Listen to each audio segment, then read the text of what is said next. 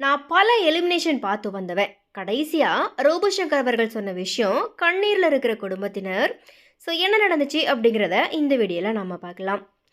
தமிழ் திரையுலகில் தன்னுடைய நகைச்சுவையாலும் மிமிக்ரி திறமையாலும் கோடிக்கணக்கான ரசிகருடைய மனசை கவர்ந்த நடிகர் ரோபோசங்கர் அவர்கள் உடல்நல குறைவு காரணமாக உயிரிழந்திருக்கிறாரு. அவருடைய மறைவு செய்தி சின்னத்திரை அண்ட் வெள்ளித்திரை கலைஞர்கள் அண்ட் ஒட்டுமொத்த ரசிகர் சமூகத்தையுமே அதிர்ச்சியில் ஆழ்த்தியிருக்குது. ரோபோசங்கர் அவர்களுடைய வாழ்க்கை வெற்றிகள் நிறைந்ததா இருந்தாலும் பல சவால்களையும் கண்டிருக்குது.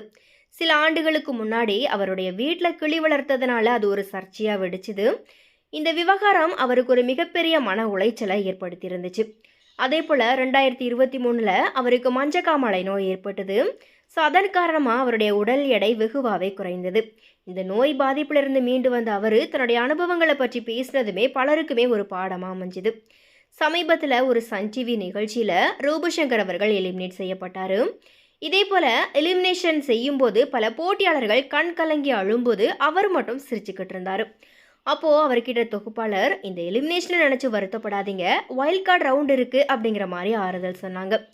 அதுக்கு ரோபோசங்கர், நான் எந்த எலிமினேஷனுக்கும் பயப்படுற ஆள் கிடையாது, பல எலிமினேஷன்களை பார்த்து தான் இந்த இடத்துக்கு வந்திருக்கேன், இந்த மாதிரி தைரியமாக பேசினது இணையத்தில் பலராலையுமே பாராட்டப்பட்டது. தனியாக போராடி எந்த ஒரு குழு ஆதரவும் இல்லாமல் சினிமாவில் தனக்குன்னு ஒரு இடத்தை பிடித்த அவருடைய தன்னம்பிக்கை இந்த வார்த்தைகளில் வெளிப்பட்டது.